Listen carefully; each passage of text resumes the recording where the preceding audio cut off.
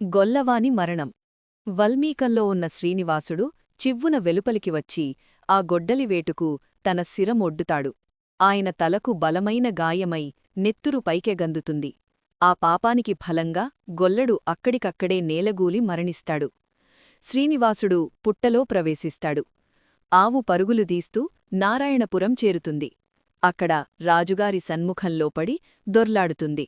ఈ వైపరీత్యమేమిటో కనిపెట్టుమని రాజు చారుండిమి యోగిస్తాడు. వాడు ఆ గోవు వెంట వెంకటాద్రికి వెళ్తాడు. పుట్టవద్ద చచ్చిపడి ఉన్న గొల్లవాణ్ణి, పుట్టలోనుంచి పైకి చిందుతున్న రక్తాన్ని చూస్తాడు. భయభ్రాంతుడై పరుగెత్తివచ్చి వర్తమానం ప్రభువుకు నివేదిస్తాడు.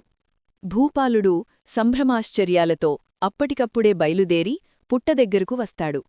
తలణమే వాసుదేవుడు వల్మీకం వెడలివచ్చి, రాజా, నీవు దురాత్ముడివి. అనుచరులు, ఆలుబిడ్డలు చేసే చెడుగులు విచారింవకున్నావు. యజమానుడు విచారహీనుడైతే భార్యాపుత్రాదులు చేసిన దుష్కర్మ ఫలం అతణ్ణి అంటకమానదు. నీ మూలంగా నాకు దుఃఖం కలిగింది కనుక పిశాచం కమ్మని శపిస్తాడు. పిశాచరూపం పొందిన చోళుడు దీనంగా, దేవా, నేను నిరపరాధిని, నన్నిలా ఎందుకు శపించావు అంటాడు. శ్రీనివాసుడు, నిత్యమూ నాకు పాలిస్తున్న ధీనువు మీది వాత్సల్యంతో నిన్నిలా శపించవలసి వచ్చింది. నా భక్తులకు బాధ కలిగితే నేను బొత్తిగా సహించలేను. నీవు కొంతకాలం ఈ రూపంతో ఉండక తప్పదు. అవతల ఆకాశరాజుగా జన్మిస్తావు. అంతటితో నీకు శాపవిమోచనమవుతుంది.